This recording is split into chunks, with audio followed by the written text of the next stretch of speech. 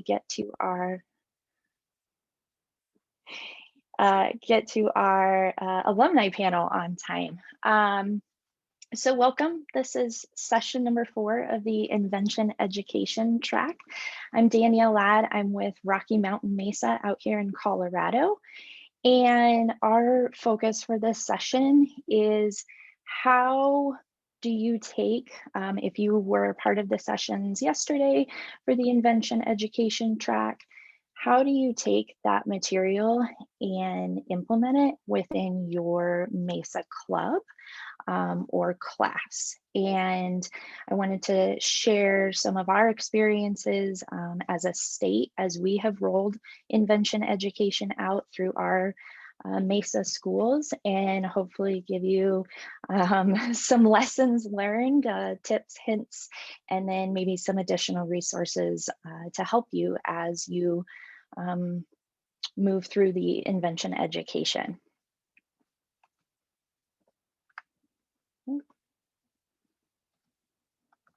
There we go. So whether you were on this track yesterday or not, it doesn't really matter. I'm hoping that you'll be able to take something away from today.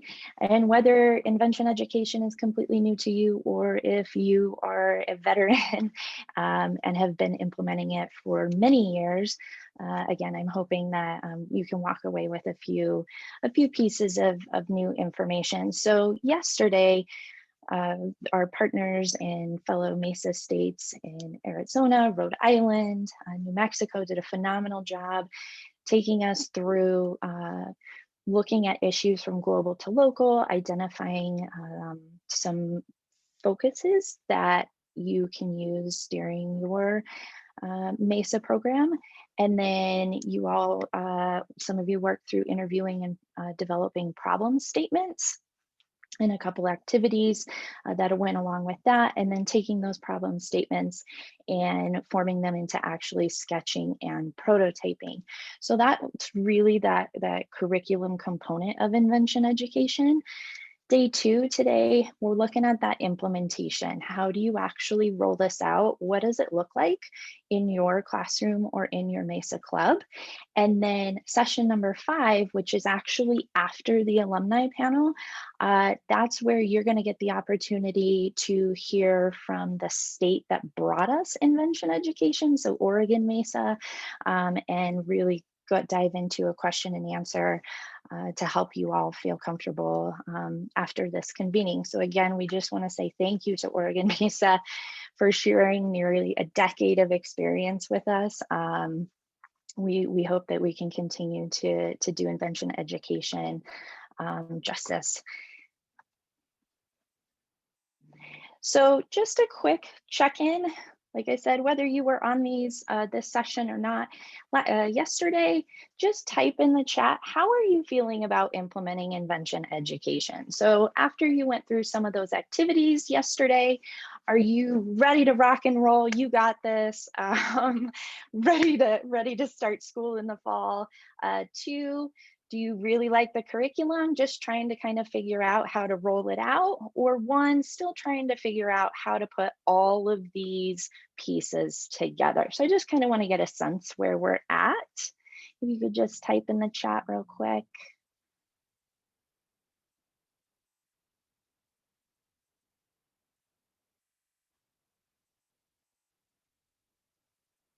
Okay. All right.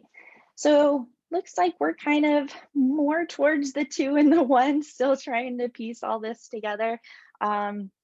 I know exactly where you all are at. I am the advisor coordinator for Rocky Mountain Mesa, so I work with our teachers. I am also a teacher myself. I teach high school chemistry and physics, and also have a Mesa program at my school. So I'm going through all of this with you all. And so I get that. When I was first introduced to Invention education 2 years ago, I was in the 2 and the 1, just trying to put all of these pieces of Mesa together, and how does it all fit towards the NEDC, and how do we make it all work with the very limited time that we have, right? So just to give you a little bit of context, Rocky Mountain Mesa is kind of reborn. This is Colorado actually stepped away from Mesa USA for several years. And thanks to our executive director, Dr. Cynthia Howell, she was part of Mesa during that time and really wanted to bring it back. And so she has worked tirelessly to rebrand, regroup, and re-engage Colorado into the Mesa USA family. So we relaunched our state program 3 years ago, right around the time that the NEDC switched to the Designing for Equity focus. So we kind of started our new program with the focus of designing for equity, human-centered, and really helping our programs address inequity within the community. This year, 2022, was our second year that we are able to participate in the NEDC as a competitive state program. So I know Rhode Island, I know Florida just joined. So we're right there with you, right? It's a great family to be a part of, and we're all kind of growing together. And this year we were able to host our very first statewide competition, which was a huge success. So we kind of took the supports that Mesa USA provided for us, Invention education in particular, and helped develop our program based on those tools. So just a little bit of background about our schools. Because we stepped away for a little bit, we have schools that have been participating in Mesa extensively for years. So they have very strong developed programs that they really stuck with the older NEDC curriculum. We had previous programs that ended when the state program ended, and then they wanted to restart with us as we relaunched the program. And then we also had new schools that are jumping in and super excited. And all of these schools include both in-class Mesa programs as well as after school programs. Yeah, awesome. Welcome, Dr. David Rosengrant, right? Florida. So we have schools all over the spectrum. Our advisors and mentors also fall under that category. So we have brand new advisors. We also have teachers that have been in Mesa for 15 plus years. And our mentors are undergraduate to graduate students, and they really relaunched with us. And so most of our mentors are within their first and second year within the Mesa program. So we've got the whole kind of spectrum of experience with Mesa, experience with the NEDC, and then we're trying to relaunch this program following our new NEDC focus. So our goal as a state is that we really wanted to facilitate Mesa spaces that encourage empathy, innovation, and equity, right? That's the focus for Mesa as a whole, and we really wanted to make that our state focus as well.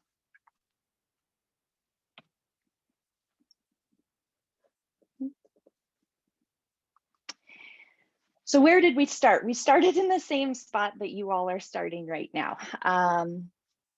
Oregon Mesa shared their Invention education curriculum through an extensive professional development series over the past 2 years. And we were very fortunate enough to be able to participate in that. And you all are getting a portion of that yesterday, and then you'll get additional resources and be able to ask questions during session number 5 today. But Oregon Mesa Invention education has a pretty robust curriculum, and we took those professional developments and that curriculum and presented it back to our Rocky Mountain Mesa advisors and mentors. So I wanted to give you a little bit of an idea. We start off our program in the fall with a fall kickoff with our advisors and our mentors.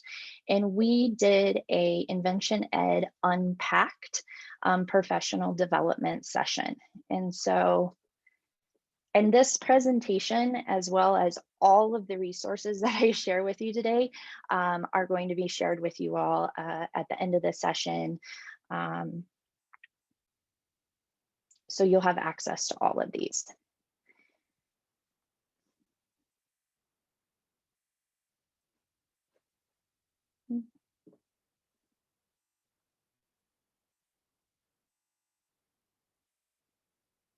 Okay.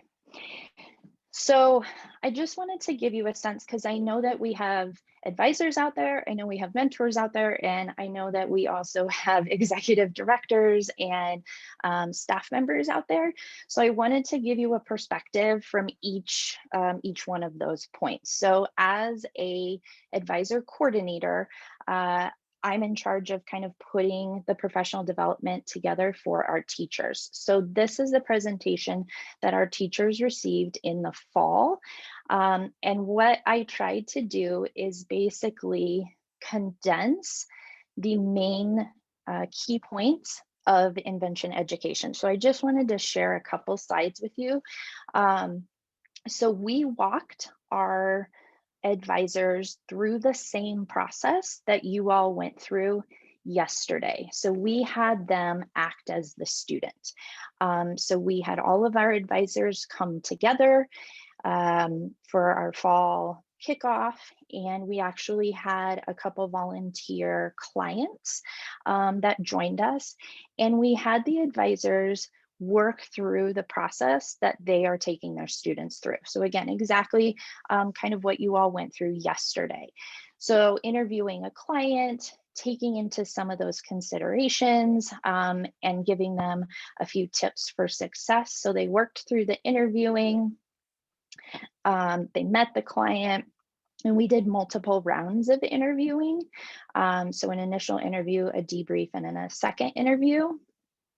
And then they started to work through naming their problem statement or defining a problem statement, right? So an exercise that you were given a few tools for yesterday as well, but looking at what does the client need.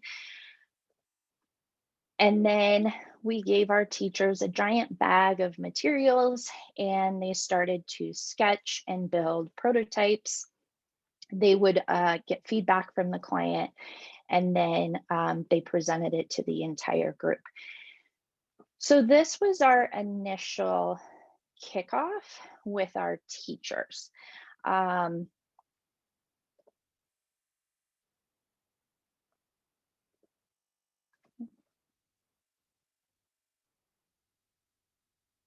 There we go.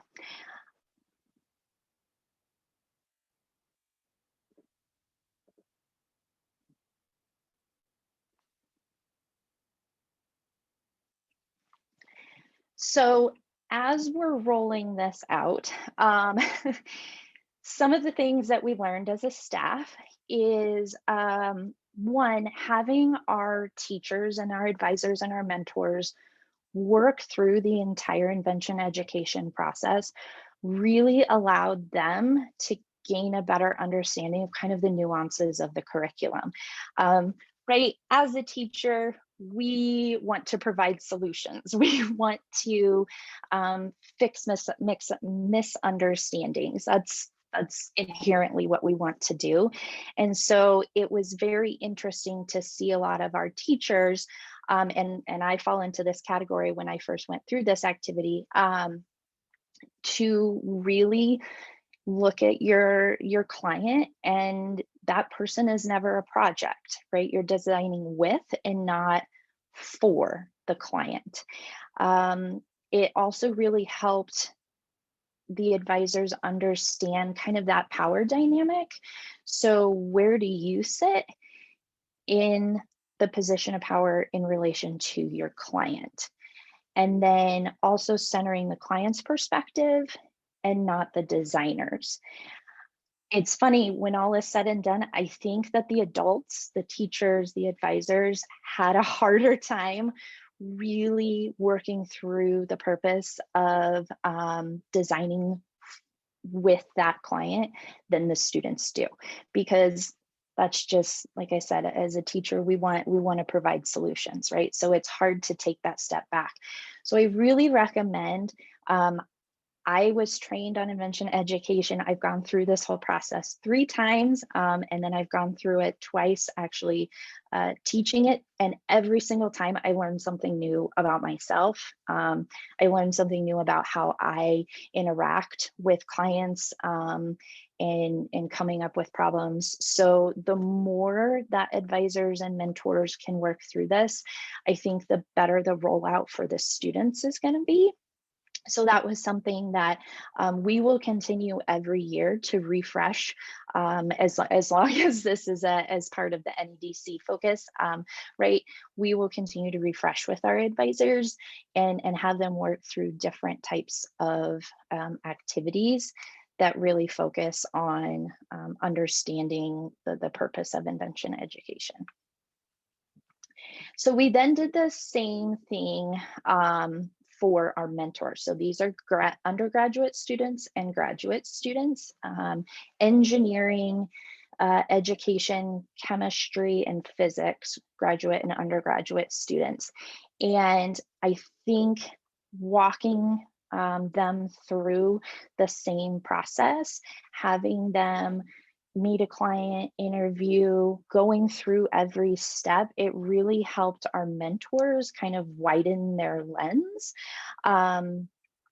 to take them out of just their engineering, like put their engineering hat to the side or put their chemistry or physics hat to the side, and really engage with the students to looking at how does that engineering design process through Invention education reach a broader context. And then of course, as we all have gone through, right, coding is a component, actually building, prototyping is a component. So we also included a lot of that support. So our mentors provided some of that technical support and mentorship for our students. And I wanted to see, we have a mentor who is, I don't know if he is on quite yet. Vu, are you on? I don't.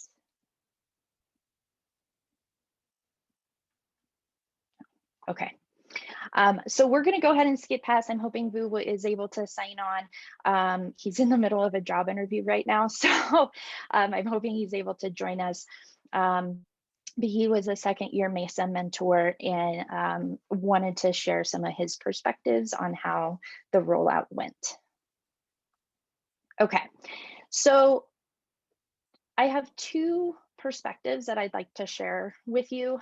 So I hope that kind of me giving you a little bit of information on how we rolled out Invention education to our advisors will help those state teams and state groups. Now I want to give you a little bit of perspective from teachers. So I have a high school teacher as well as a middle school teacher. And they were kind enough to kind of share their entire process that they went through.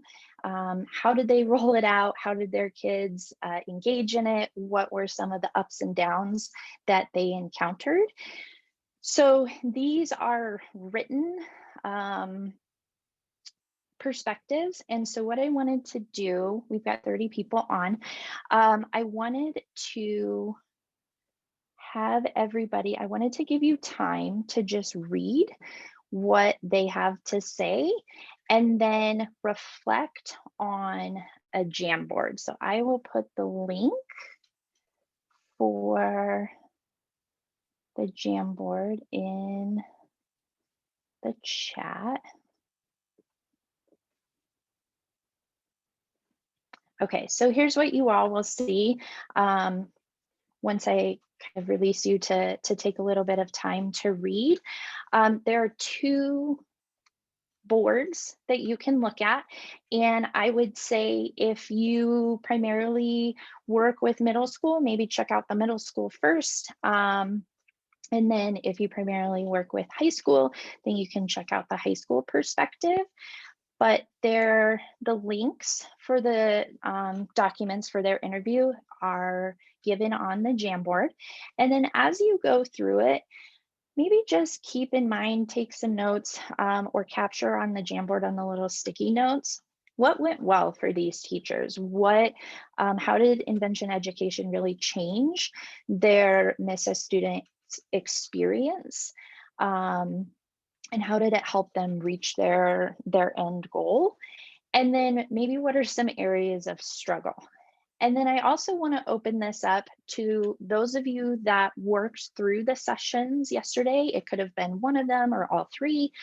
As you were working through the interviewing, developing a problem statement and prototyping, as you were kind of imagining your students going through that, what do you think might be potential areas of struggle, or what do you think went really well from yesterday? So I just want to try and get as much information captured on the Jamboards as possible. So I will share this link with everybody. And we're just going to take like 10 minutes.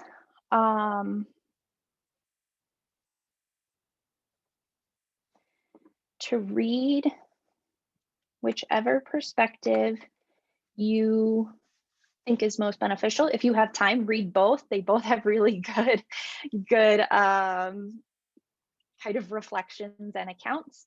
And then if you just want to capture your thoughts on the sticky notes, that would be great. And then we'll all come back in about 10 minutes. So this is kind of going to be independent, so I won't put anybody in breakout rooms.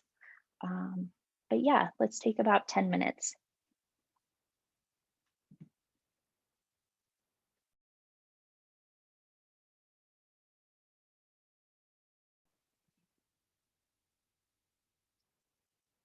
Perfect.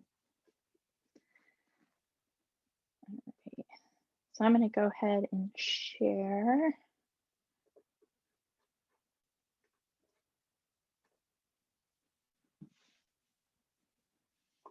Okay.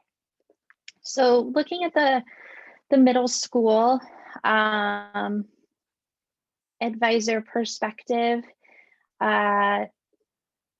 so a little bit of background on this middle school, and she talked about it, Krista and Crom talked about it a little bit, that they actually did not get to a point where their students were able to present a final prototype at our state competition. But I saw someone write, seemed like a typical struggle. I often think of pilot programs lasting 3 years, and that's exactly kind of the message that we continue to tell our advisors, and that I think MESA USA still supports all of our programs as well, is that you build each year, right? And so after talking to this teacher, they are both super excited to continue with these students next year. This was a in-class program, so they had a full class period, and they want to continue to have those students kind of build on those projects and their ideas, and so they're able to present a physical prototype next year and participate in the state competition. Time, right? It's always about time. Many students, it helped engage them in MESA and creating community, a community-like environment. And then within the high school program, so this is a unique program. This advisor, her students actually work there. It's the same group of students. They work both through the MESA program and then also robotics program. And they do them at different times, obviously, but it was interesting to hear her feedback that, right, and some of you picked up on this, what went well, that they came up with the problem. They reflected on the interview process, and it seemed like they really had that aha moment of a product design focused project versus a human-centered design project. So that difference between what they were experiencing working through robotics versus our MESA curriculum. So we do have, I did want to give another perspective. Vu is online. Thank you, Vu, for joining us.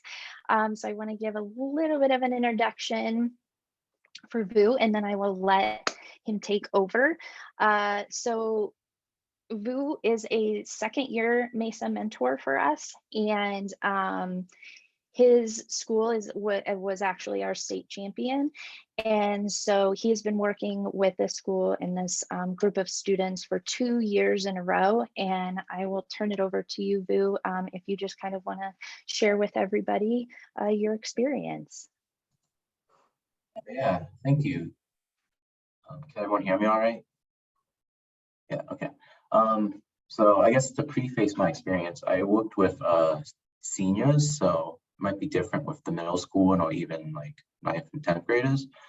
But with the intervention education with the seniors at the high school, and they weren't short of ideas. That's what I noticed. They had a lot of ideas already, and they were ready to pitch it or work on an intervention that addressed the equity part of MESA or the invention part.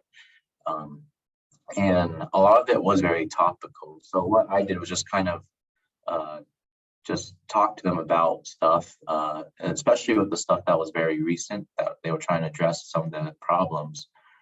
Just talking about, make sure they understood different perspectives, what many people thought about it, just not what a high schooler would look at the probably situation, but what other people in the community would think about it.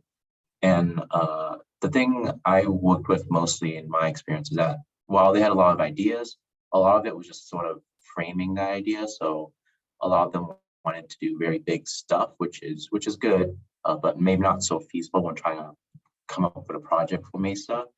So what I did was just kind of make sure they help them define the problem, work with the teacher, and try to make like specific sort of guidelines, seeing like how can you change this idea into a project that you could work on throughout the year, and then kind of lead them to different resources in the background of how to address the idea. So really focusing firstly on doing the research and then letting them have the idea and then making sure they do the research and then building that invention from there. And with that, I saw the students kind of adapt this framework in terms of engineering or invention, where they had this process where they would really clearly define the problem, which is something we were trying to get to do, and then work on different solutions. But between that, talking to different people in the community, talking to teachers, talking to other students, and getting different perspectives before they dive in addressing the problem completely. And the teacher, I think what I saw was really helpful for the students is that at times the project can be very open-ended in terms of the overall project, what they need to address. So having like certain, not like strict deadlines, but certain goals that they would meet. So the teacher I worked with had like a presentation halfway through the year, had different checkpoints and showing that, hey, at this point, just have some sort of like drawing a prototype, and at this checkpoint, what equipment would you need to make this prototype? So still leaving it up to them, but making sure that you're guiding them. And resources I found that were really helpful, or that they really found, is that just looking at projects from previous year, or not even just in MESA, but there's a lot of projects other students have done in other programs that you can find on YouTube, which video helps a lot of students I found, but just on the internet. My teacher I worked with showed what other students have done too, and that was very helpful in kind of starting that initial process. So yeah, that's a overview of my experience with it. Awesome, thank you, Vu. Does anybody, I just want to open it up real quick. Does anybody have any specific questions for Vu? or about this process?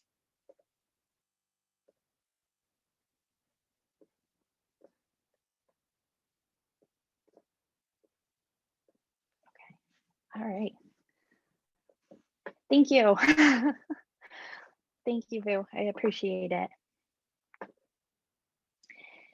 So, a couple of resources, as Vu mentioned, that our teachers found helpful, and they actually mentioned it in their reflection.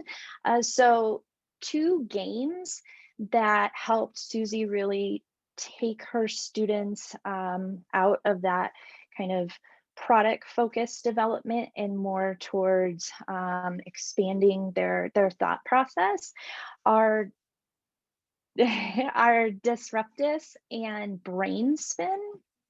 And so I put links for those two games as well as brief descriptions. So it's just very similar to some of the activities that you might go through in some professional developments or in earlier sessions of the Invention education, where you're given a shape or you're given a drawing, and what do you see? So Brain Spin is really looking at kind of expanding and understanding what people see and where they're coming from. So as Vu mentioned, that was something that he found very valuable working with his students as they're looking and interviewing clients and working towards developing that project is stepping out of their perspective and putting themselves into their clients' shoes. And then Disruptus is from the New York Times, and this is where they try to come up with quick ideas very rapidly. So those are just two fun kind of activities. The links are in the presentation again that will be shared with you that you can purchase. They're under like $20 each. And then Krista and Crom mentioned that one activity that they found really valuable for their students is an activity that we provided all of our teachers with. At the beginning of the year, we give our advisors 4 kind of get to know you activities that the students can do with their mentors. And one of those activities is redesigning a classroom to be visually impaired, or redesigning a visually impaired responsive classroom. And you could take this to redesigning a classroom to meet the needs of any of the students within that space.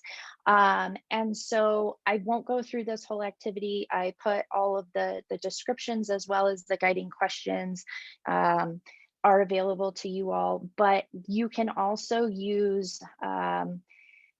common materials, or as was presented yesterday by Case, you could use Tinkercad. It's a good kind of follow-up to get them to explore Tinkercad, but they redesign their classroom, they look at the space around them and try to address the needs of students within their own smaller school community.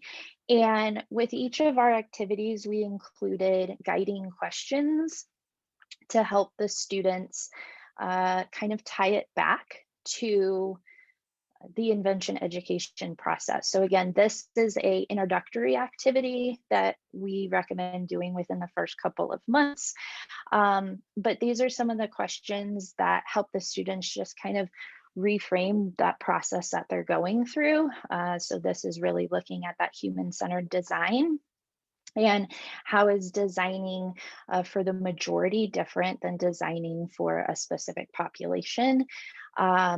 So really focusing on the client, and then kind of introducing them into some of the terminology vocabulary that they are going to use and see as they work through that Invention education process.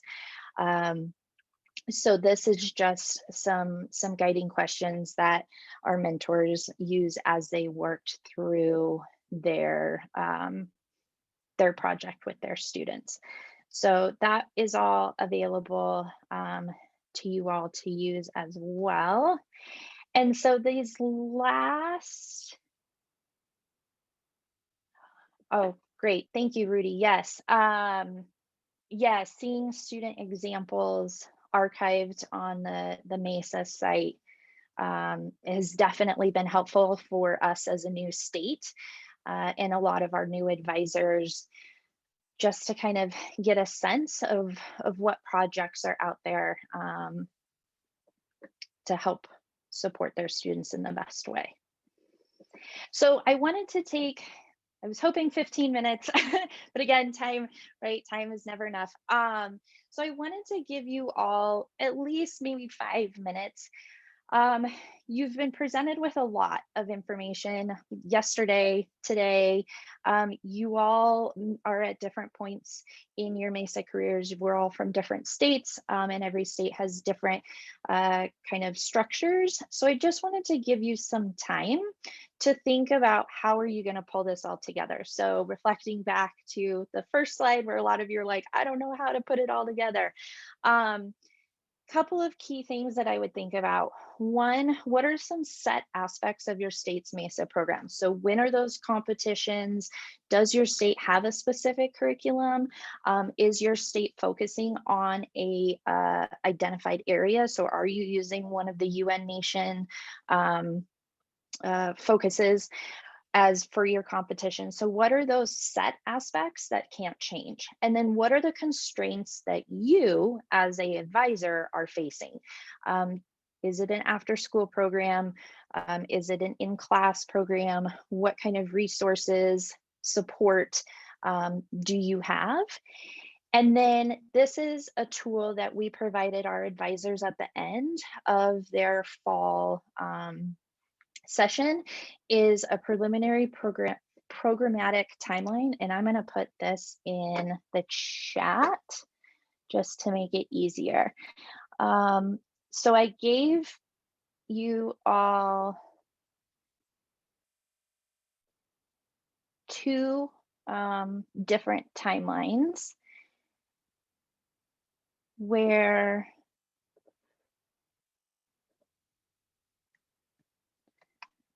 there's a overview. So these are the timelines. There's a general overview timeline, and then there's a detailed timeline. And I'm giving you guys the ability to copy them so that you can edit and adjust as necessary. But here's the general programmatic timeline that we provided our advisors. So as a state, these were our 4 kind of key points within our state curriculum. So we have those 4 introductory activities where the mentors and the students get to know each other and develop that relationship. Then we go through our Invention education. We provided some activities specific to coding in Arduino, and then the students start to focus on the NEDC project. So this is just kind of a good overview. When are these being rolled out, and how? What lessons and activities do you have in your toolkit? What activities have been shared with you during this conference that you can put in to help kind of fill those spots? And then the second one, this is just a screenshot of it. The editable version is down here. This is where you lay out week by week, or however often you meet with your students. But this really helped kind of lay out the key points of our program and how teachers can hit all of the components that they need to. So both of those are available. So there's about 5 minutes left. I would say come back in maybe 3, just maybe think about what are the next steps for you as an advisor, as a MESA state, to roll out that Invention education, because it definitely sets your students up for success. So go ahead and take a few minutes, explore the timeline. And then if there's any questions, if you all want to type them into the chat, just so that we watch time.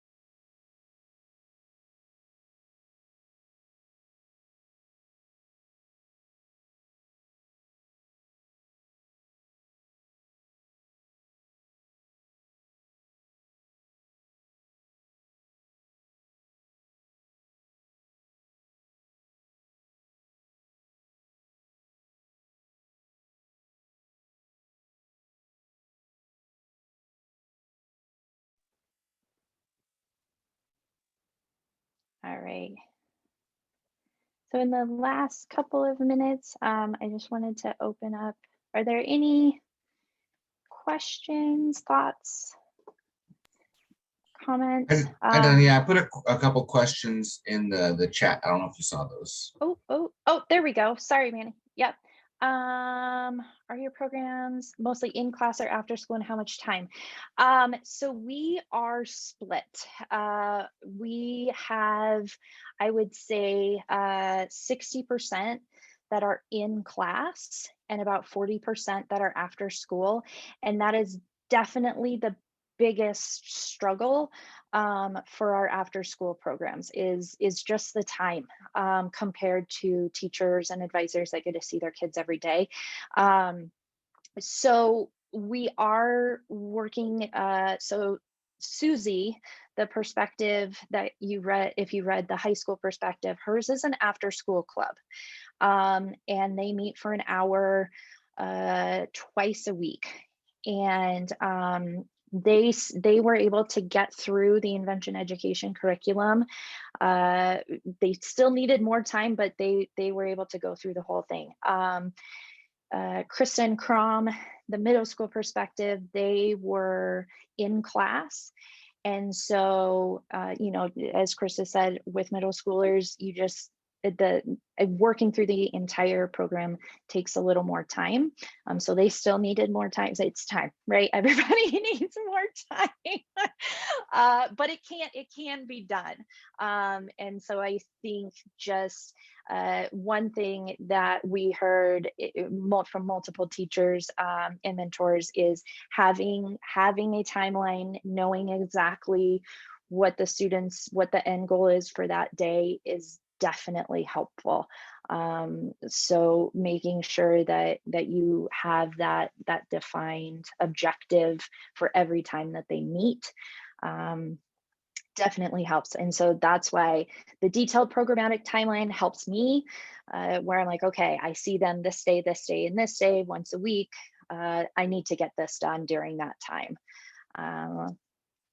Yeah, great question.